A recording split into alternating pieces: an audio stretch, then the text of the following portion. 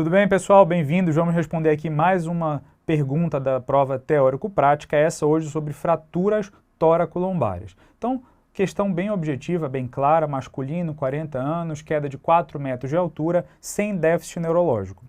A fratura de L2, então ele já te entregou a altura da fratura, apresentada nas imagens, segundo a classificação AO, é do tipo A1, A4, B3, C. Como que é a classificação AO? O que você precisa saber da classificação AO? O primeiro ponto aqui, na verdade, é sobre qualidade de imagem. Você vê que essas radiografias ali em cima não são, assim, as melhores radiografias do mundo. A tomografia está até legal, não tem muito o que reclamar, mas às vezes a qualidade da prova é assim mesmo. Agora, na época digital, com essa prova mais digital, fica até melhor de ver, porque às vezes consegue até ampliar, enfim, ver um pouquinho melhor. Antes, quando era prova impressa, era até pior, tá? Então, a qualidade da imagem, às vezes, é um pouco duvidosa mesmo, um pouco difícil, nem sempre é a melhor radiografia. Mas, seguindo, então, para a classificação, o que você precisa saber de classificação AO?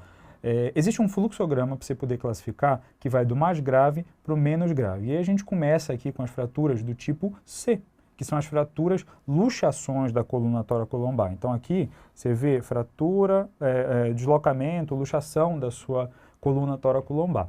E aí o que a gente observa nessa primeira imagem tomográfica aqui é que você vê a faceta bem congruente. Então nesse caso ali em cima, pô, você está vendo que não está luxado. Então não é o caso mais grave, não é uma luxação da coluna tóraco-lombar. A gente parte então para o segundo passo da nossa classificação, segundo passo aqui da nossa classificação, que são as lesões da banda de tensão, tá?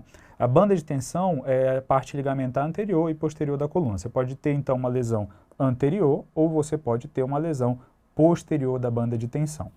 E aí, essas lesões também são graves, são lesões mais graves do que fraturas do corpo, por exemplo. E você pode ter instabilidade e necessitar de tratamento cirúrgico para esse tipo de lesão. Então, o que te indicaria essa lesão? Você poderia ter uma alteração do disco, você poderia ter uma abertura aqui desses elementos posteriores. Aqui nessa primeira imagem, você está vendo que os espaços entre os espinhosos, eles são todos regulares. Então isso daqui infere que você não tem uma lesão da banda de tensão. E aí você parte para o terceiro passo da tua classificação, que são as lesões do tipo A, que são fraturas do corpo vertebral, ou então as fraturas do tipo A0, que são essas aqui embaixo, que são as lesões mais benignas possíveis da coluna, que são lesões de processo transverso, fratura do espinhoso sem lesão ligamentar. Então essas são as mais tranquilas e provavelmente não é isso que você está lidando aqui, porque você vê que tem uma fratura do corpo, tá certo? Então você tem aqui a lesão do corpo, que você já diagnosticou, você já excluiu as outras lesões mais graves, você tem então essa positividade aqui, e aí você se pergunta se a parte posterior, se o muro posterior ele está envolvido. E nessa questão, qual que é a imagem que vai te falar que o corpo, a parte posterior está envolvida? Isso aqui, tá? Você vê que a parede posterior ela foi expulsa, ela explodiu, ela está comprimindo o canal. E é até impressionante que esse paciente não tem alteração neurológica. Mas enfim, a questão já te disse que não tem alteração. E aí você tem envolvimento do muro posterior, você vai para o sim, e aí ele te pergunta se as duas placas terminais estão envolvidas sim ou não. E nesse caso, sim, as duas placas terminais estão envolvidas. Você vê nessa imagem aqui, ó, fratura aqui embaixo, fratura aqui em cima. Então você já sabe que você tem um A4, uma explosão da tua vértebra, uma explosão completa pela classificação AO, e a gente vai lá e marca a alternativa B. Seguindo então na tua questão, o que ele falava, o que ele trazia no próximo tópico? Segundo a classificação de Tillich, podemos definir a fratura como aí, os pontos da Tillich.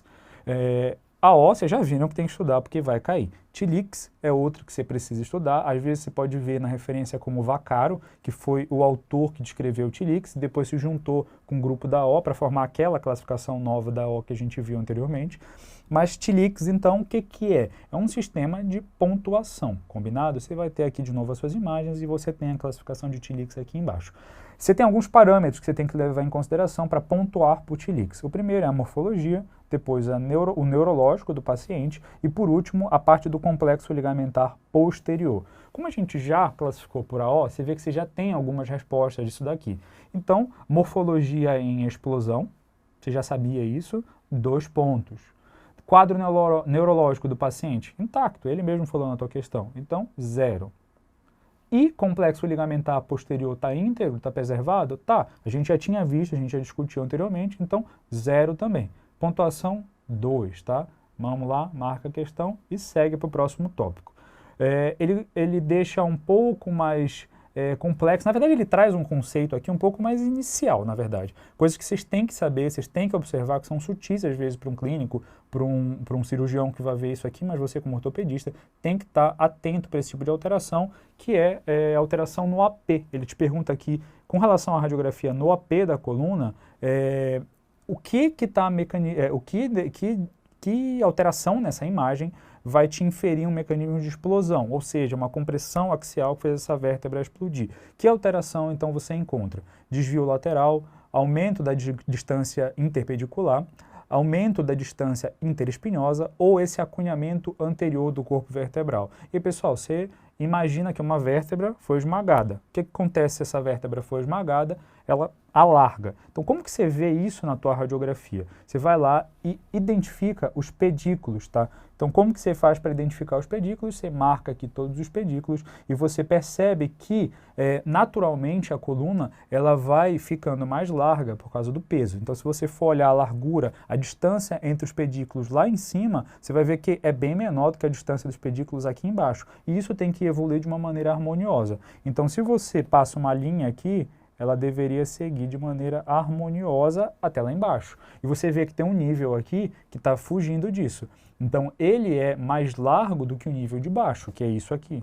E se você for contar, você vai ver que isso daqui é L2. Então, o que te infere o mecanismo de explosão é o alargamento, é o distanciamento entre os pedículos, e aí a gente mata essa questão, resolve, finaliza e segue para a próxima. E aí a última coisa que ele te pergunta, já inferindo que você vai operar essa coluna, é sobre a cirurgia. E se você perceber as outras questões teórico-práticas, todas elas evoluem desse jeito, né? Diagnóstico, alguma coisa do exame físico, às vezes alguma coisa da imagem, o que fazer depois e no final alguma coisa sobre a cirurgia. Então aqui foi o que ele trouxe pra gente sobre a cirurgia. Ele fala dessa imagem aqui, ele bota essa seta aqui e te pergunta o que isso vai agregar de estabilidade na tua cirurgia. Estabilidade axial, sagital, coronal ou rotacional. Então, para começar, a gente tem que saber o que é isso. Isso que ele está mostrando para a gente é o crosslink, é um mecanismo, enfim, é um implante que você associa na tua instrumentalização da coluna para agregar estabilidade rotacional. Você imagina, você tem uma vértebra ali que explodiu, você tem duas hastes que você colocou ali através de pedículos, de parafusos pediculares. Imagina que você consegue fazer isso aqui com elas, tá? Se você tem uma fratura, tem uma dissociação ali das vértebras, você vai fazer isso aqui com ela, ele vai ter uma instabilidade rotacional. Para resolver isso, você pode lançar mão do crosslink, que é essa imagem aqui, enfim, um dos aparelhos que tem de crosslink, você vai lá e trava uma haste com a outra e ela já não faz mais esse movimento. Tudo bem? E a gente finaliza essa questão, uma questão até relativamente simples, tá? Não complicou muito, não colocou parte neurológica, nem perguntou muita coisa aqui sobre a cirurgia, ele perguntou mais aqui sobre a questão do crosslink, e a gente finaliza isso daqui. Pessoal, bom estudo para todo mundo, até a próxima.